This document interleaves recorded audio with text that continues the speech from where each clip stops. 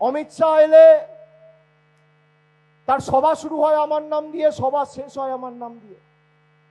বিজেপির ছোট বড় মাঝারি সেজো মেজো যত নেতা আছে সবার গায়ে জ্বালা আমায় নিয়ে।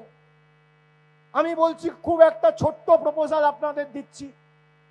মমতা ব্যানার্জি বাংলার প্রায় 2.5 কোটি মহিলাকে 2,42,00,000 বেশি ডাইরেক্ট ব্যাংক ট্রান্সফার করে সাধারণ হলে মাসে 1500 টাকা আর তপশিলি জনজাতি হলে মাসে 1700 টাকা আমাদের সরকার দিচ্ছে।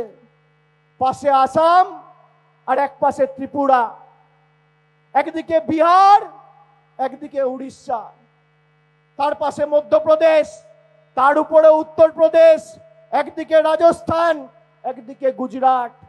যে রাজ্যগুলোর নাম নিলাম সব রাজ্যে বিজেপি ক্ষমতায়। আমরা মানুষকে কোনো শর্ত ছাড়া, বাংলার 2.5 কোটি মহিলাকে কোনো শর্ত ছাড়া, no question asked, no eligibility criteria, নিঃশর্তভাবে 2.5 কোটি মহিলাকে 5 বছর ধরে লক্ষ্মীর ভান্ডার দিয়েছে নরেন্দ্র মোদী। একটা সরকার দিয়ে দেখা,